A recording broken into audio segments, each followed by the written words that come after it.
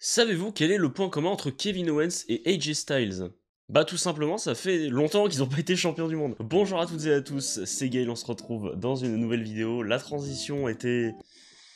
Ouais, vous me direz ce que vous en pensez. Oui, aujourd'hui on se retrouve pour un sujet vraiment où je vais donner mon avis. Bah, c'est très souvent le cas, vous le savez très bien. Puisqu'aujourd'hui je vais vous donner une petite liste, tout simplement, des catcheurs que j'aimerais voir devenir champion cette année à la WWE. Et oui, je sais très bien que là c'est vraiment de la pure spéculation, c'est vraiment juste une petite liste au Père Noël, hein, au Papa Triple H. Et comme bien souvent quand tu fais une liste de Noël, tu vas pas pouvoir tout avoir. Donc voilà, c'est vraiment juste les catcheurs que j'aimerais voir devenir champion cette année, que ce soit champion du monde, champion des États-Unis, champion intercontinental. Enfin, faut que ces personnes doivent gagner quelque chose cette année. Parce que c'est tout simplement des catcheurs et catcheuses que j'aime beaucoup et bah, que j'aimerais revoir sur le devant de la scène cette année, tout simplement. Ouais, je pense que j'ai bien introduit le sujet. Et avant qu'on commence, bah évidemment, je vais vous demander de liker la vidéo si vous passez un bon moment, c'est hyper important, ça soutient énormément la chaîne.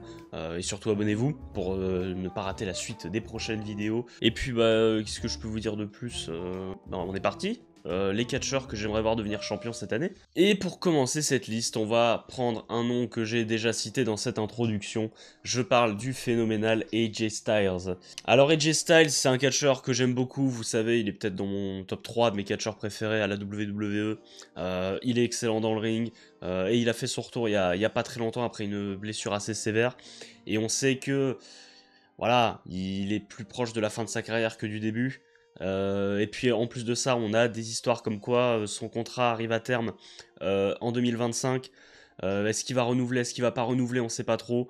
Moi je me dis qu'un dernier run de champion d'AJ Styles, ça pourrait être vraiment sympa et je pense qu'il le mérite.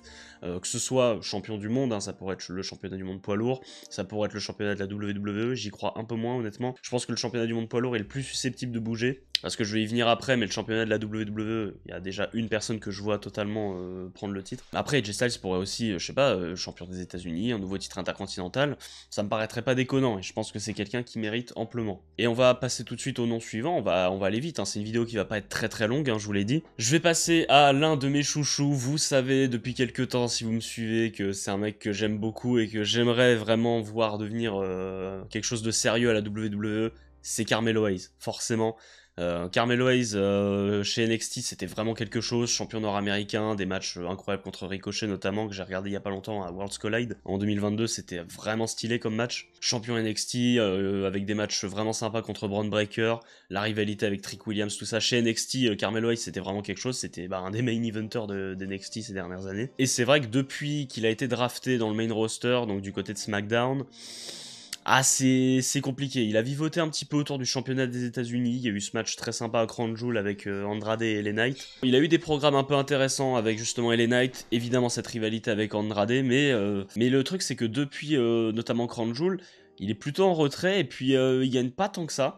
Donc là, on a essayé de le relancer avec ses deux dernières victoires à SmackDown contre Akira Tozawa, contre R-Truth. Alors au moment où je tourne, le SmackDown de cette semaine n'a pas encore eu lieu, donc à tout moment, il va regagner un match, j'espère. On sent que la WWE est en train de le relancer tranquillement pour le réhabiliter, peut-être en faire quelque chose de plus sérieux en 2025, certainement dans la saison post-WrestleMania. J'ai bon espoir peut-être qu'il devienne champion des États-Unis à WrestleMania, parce que je pense que c'est le titre des États-Unis qui l'attend pour lui.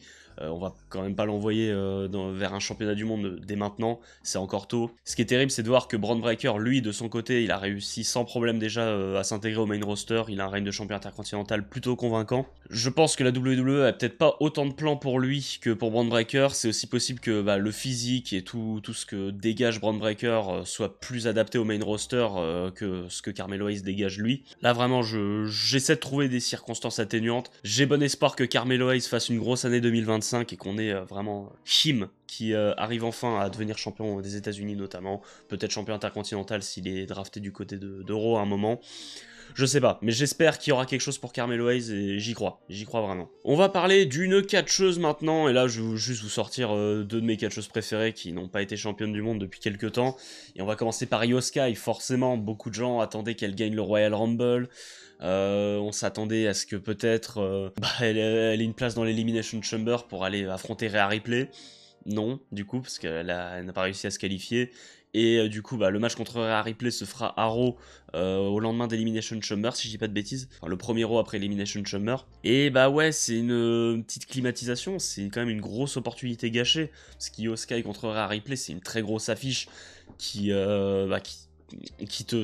qui sera certainement un très grand match, tu vois. Et ouais, on préfère le garder pour Raw sur Netflix. Alors oui, ça fait une grosse affiche pour Raw, c'est sûr.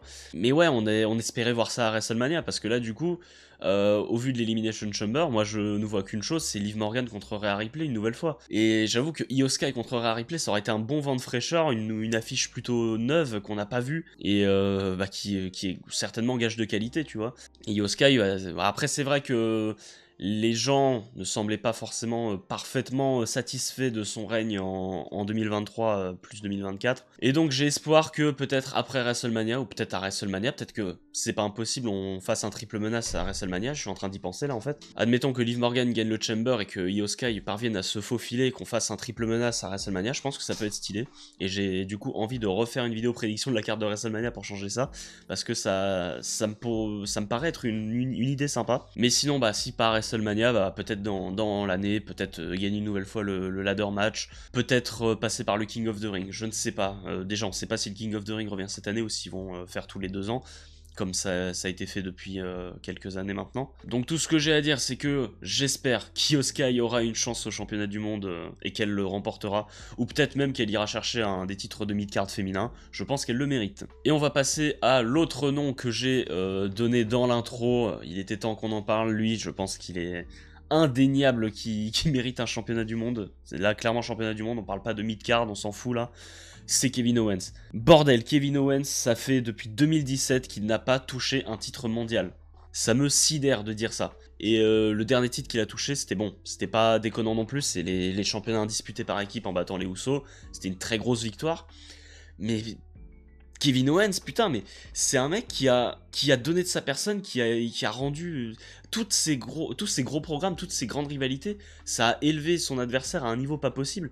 Et lui, il a juste récolté les lauriers, mais on lui a pas donné plus, quoi. Il aurait mérité, en 2022, il méritait le Royal Rumble.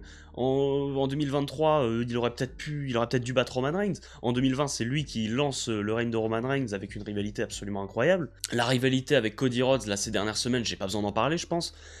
C'est un mec qui a tout donné pour mettre over les gens. C'est lui qui a donné parmi les meilleurs programmes des dernières années à la WWE. Je trouve ça sidérant qu'on n'ait pas donné un titre mondial depuis tout ce temps à Kevin Owens. Et j'ai envie de dire un peu la même pour Sami Zayn, même si Sami Zayn, je sais pas, Sami Zayn il a pas autant d'événements et de moments de rivalité marquantes que Kevin Owens, je pense. Alors il y a ce programme avec la Bloodline qui était fantastique, je le retirerai pas. Mais Kevin Owens depuis 2017, il s'est donné comme pas possible pour la compagnie, et je pense que cette année il doit remporter un championnat du monde.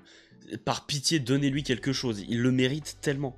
Et c'est vrai que j'ai quelque part un petit regret qu'il ait pas battu Cody Rhodes, parce qu'il mérite de devenir champion du monde. Mais en même temps, j'adore Cody Rhodes, donc je vais pas bouder mon plaisir non plus, tu vois. Et surtout que Cody Rhodes, ça fait certainement plus vendeur pour WrestleMania. Mais en même temps, est-ce que ça aurait pas été stylé d'avoir ce unsanctioned match à Elimination Chamber pour le titre mondial entre Sami Zayn et Kevin Owens? Ah, ça aurait été stylé quand même. Mais donc voilà, je pense que vous allez être majoritairement d'accord avec moi. Kevin Owens mérite un titre mondial en 2025. Et il faut pas que ça tarde, enfin, faut que ça arrive à un moment. Je sais pas comment tu l'amènes, est-ce que tu le fais affronter Cody Rhodes encore une fois dans l'année? Est-ce que tu l'emmènes contre Gunther ou peut-être contre Jey Uso? Ça ferait plus ou moins sens, je pense d'ailleurs, qu'il se retente contre Jey Uso. Ou alors peut-être contre un Drew McIntyre qui battrait Cody Rhodes, ça on va reparler peut-être. Mais voilà, par pitié, donner un titre mondial à Kevin Owens, c'est tout ce que je lui ai demandé. En fait, si je devais en retenir un seul dans toute cette liste qui doit remporter un titre mondial, c'est clairement Kevin Owens. Les autres, je peux tolérer qu'on attende un peu, peut-être 2026, ou quoi, mais s'il y en avait un que je devais retenir, c'est Kevin Owens. Donc voilà, Papa H, si tu regardes cette vidéo. Donc transition, on va passer au nom suivant. Et le nom suivant, bon, là c'est vraiment un choix du cœur. Elle est actuellement championne en plus, elle est championne par équipe. Je parle de Bianca Belair, forcément. Avec Bianca Belair, vous savez à quel point je l'adore. In-ring, elle est incroyable. Et ça fait quand même depuis 2023 qu'elle a pas été championne du monde. Elle a quand même été 2 fois championne du monde en 2023. Alors c'était un peu bizarre parce que elle a eu son long règne de plus de 400 jours, je crois. Elle perd à...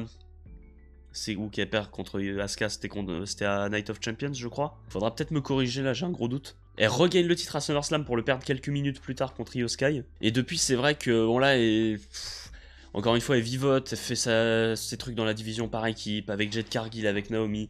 On attend de voir la suite d'ailleurs vis-à-vis de Jade Cargill.